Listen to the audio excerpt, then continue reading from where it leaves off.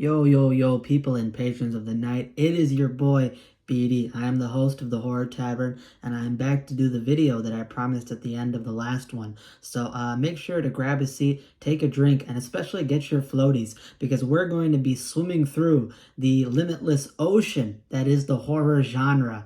And we're going to be comparing the Jaws 1974 book that I read a couple of months ago versus the Jaws 1975 movie, which I actually finished on the day of recording, but this is going to be a few days into the future, so I'm talking to the people of the future. I finished watching this movie a couple of days ago from when this video comes out. So I'm going to be doing a brief comparison between the book and the movie. I'm not going to go scene by scene, detail by detail as to the extensive differences, but I have read them and they are quite a bit different. So I just want to put this information out there as to some of the big differences involving them. And then I'll talk about which is better in my opinion. Again, it's my opinion. You can disagree with me. You can agree with me. You can, have whatever take you may like. But this is just going to be my opinion, just putting the information out there so you guys know. Maybe you've seen the movie, but you've not read the book, which I think is probably likely for a lot of you guys. Or maybe you've read the book, but you've not seen the movie, or you've seen both, and you just need a refresher on the differences and a refresher on your stance for which is better. So without further ado, let's get into this hopefully brief video. I kind of make longer videos, but hopefully this is brief. So first, let's talk about the 1974 book. There's differences between the book and the movie. Some of the big differences, I guess I can talk about because these are going to be interconnecting points since it's book versus movie. So one of the big differences is the structure of the book versus the movie. The book is divided up into 3 separate parts. And they sort of each have their own standalone impact to it, while as the movie is one cohesive unit. The movie is, again, a movie. It's set up like one cohesive package. Everything flows smoothly. Everything comes together, while the book is 3 different acts. The first act in the book revolves around establishing the small tourist town, the shark attack. So in the beginning of the book, you get a lot of vicious shark attack scenes. You get some of the drama and circumstances that's going to be facing between the shark and the town. Again, the people of the town, the chief, Brody, and the other people, business people and chairman, they're kind of worried about shutting down the town during these great white shark attacks because they're afraid that their source of income is going to plummet because in order to survive the winter, the fall, the spring in this small town, they need to rely on the traffic in the summer. So that's a big thing that they rely on. So if during these shark attacks they shut down the beach, all that money is going out the window. So you get some very vivid attack scenes in the beginning of the book and establishing the threat of the shark, the situation of the town, and that's sort of Act 1. Act 2 is completely no shark action. Act 2 of Peter Benchley's book is just drama, human conflict. Obviously, you have Chief Brody. He's competing with the mayor and the mayor's backers because the mayor has backers. They have, I think it was the mayor. I don't know if it was the mayor. It was some important person to the town that had financial backers who were basically involved and threatening him, and then therefore he was threatening Chief Brody about shutting down the town. So this is a big human conflict that's there.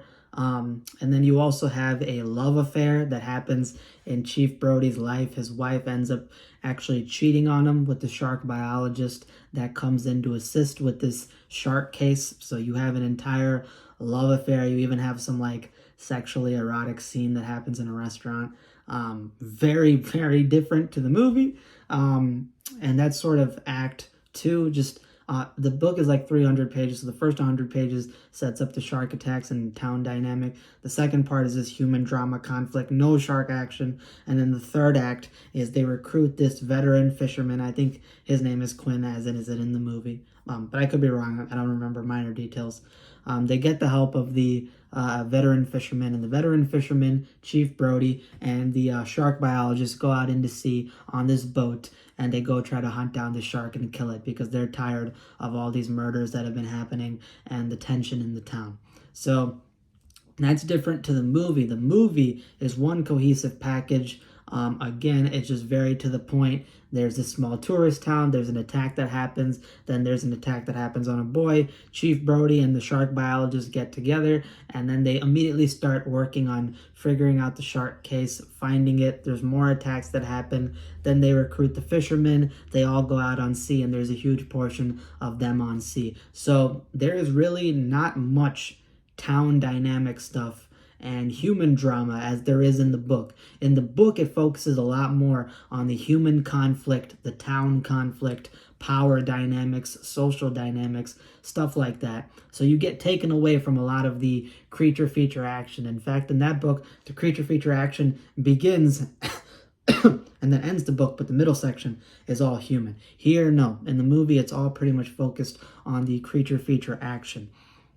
As for the shark itself, again, same size sharks, I guess, in the book and the movie. But the major differences is in the book, Peter Benchley very much focuses on the animal capabilities of this shark. Again, it is an animal. He goes into hyper detail about its senses of smell, how it detects prey with electrical signals, because sharks use electrical signals in their snout to track different animals. They can also feel vibrations. So he takes a very animalistic approach in the book, where it's using all of its different senses, hunting down prey. Sometimes it'll swim past people and just decide if it's actually going to bite them or if it's prey or not. And that's how it sort of operates. And then towards the, I guess, last act of the book, that's when the shark becomes more of a monster. You know, it has more monstrous moments. It has more actual threat level things. It's still a threat in the beginning of the book, but it's much more of just animal descriptions, sensory descriptions by Peter Benchley, and its feeding behavior, as opposed to in the movie. The movie, it's entirely played up as a monster. I mean, this thing is not even shown in a lot of the attack scenes. It's like this mysterious force that kills people in the movie, and then when it does appear, it's a fucking monster, dude. This thing is an absolute monster the way it's played up in the movie. That's just the way that they decided to go with Steven Spielberg's choice, and even Peter Benchley, because he wrote the screenplay, as opposed to, again, in the book. In the book, it starts off with a very animalistic approach, and then in the last act of the book, Act 3, that's where the monstrous capabilities of the shark start coming in. Another difference between the shark in the movie and book is in the book, a lot of the attack scenes are very vicious and brutal since the beginning of the book. All the attack scenes that happen before the major fishing boat scene at the end, they're all very explicit. There's a lot of explicit violence. It's very explicitly described, guts flying, flesh being severed, all this stuff. In the movie, that violence is not shown in a lot of the earlier attacks, and only in the later part do you see gore, violence, blood. So the book is more violent than the movie. So that's just one big part of it. As for the final acts of the movie and book involving killing the shark and finding it, it's pretty much the same, almost the same.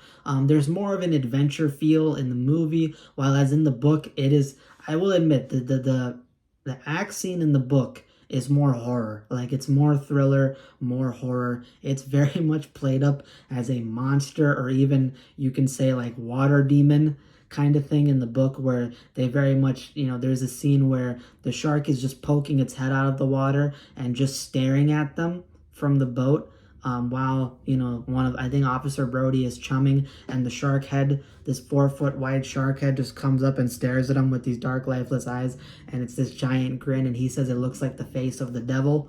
Again, making it much more of a monster, a creature, and they think that this shark knows more than meets the eye.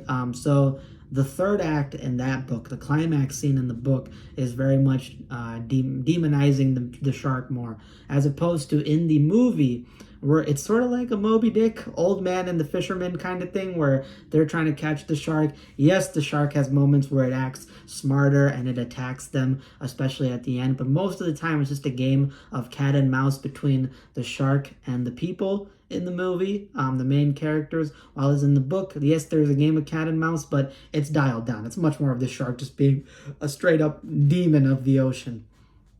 So those are some of the differences in that. In terms of the characters, Chief Brody, differences between the book and the movie. In the book, Chief Brody, I think, is like a little bit older. He is like a local, he's a much more like kind of like macho man and veteran chief officer, sort of just a gruff kind of, muscular, masculine kind of guy. In the movie, he's more soft-spoken, more empathetic. He's more just, you can tell that he's a little bit of a rookie in certain cases compared to in the book where he's just like a straight-up veteran. He's been here for a long time and whatnot. The shark biologist is probably the biggest difference in the book versus the movie, because in the movie, he's a sympathetic character. He's friends with the main character, Chief Brody. They hit it off. They become best friends. They get along very well with each other. And you very much root for Matt Hooper as the shark biologist. And that's a big part of it, their friendship. They have a genuine friendship and partnership together. In the book, Matt Hooper is not an average-looking guy. In the book, Matt Hooper is a very young, handsome guy. And Chief Brody's wife is interested in the shark biologist, and she actually has an affair. She starts meeting up with the shark biologist. They start going on dates in the second part of the book, Act 2, and they even go to a restaurant and they start talking about their sexual fantasies, and the wife describes that she wants to, like, one of her fantasies is some guy breaks into her house and, forces him upon her and forcibly does things to her. Okay. And then, shark biologist guy says that he wants to potentially do that, forcing onto her and make her into his little sex slave. Okay. Very integral to a shark attack story. Peter Benchley, shout out to you. In the movie, obviously, none of that's in there.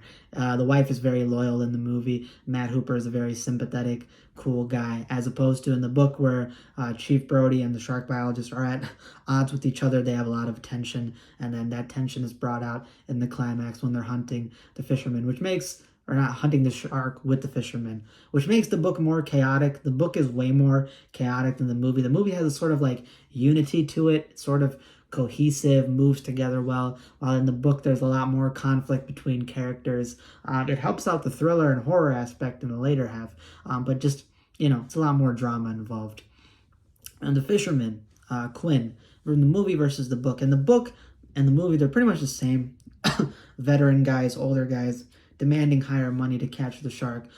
In the movie, I believe it's revealed that he was on the USS Indianapolis, which was a submarine or ship that sunk when they were delivering the bomb to Japan, and they were attacked by sharks. So you get an extensive military background thing added to the movie, which is not in the book. So you get more of the military, war veteran kind of thing in the movie, as opposed to the book, where the book very much is focused on this guy being an absolute seasoned fisherman. Like, he had a burnt up head, he had burnt up flesh, but he was just always out on the sea, a straight up pro, and very much confident in catching the shark. So those are the differences between the book and the movie. I didn't go into detail about everything, but those are kind of the big differences that you'll recognize. And which do I prefer? Which is better?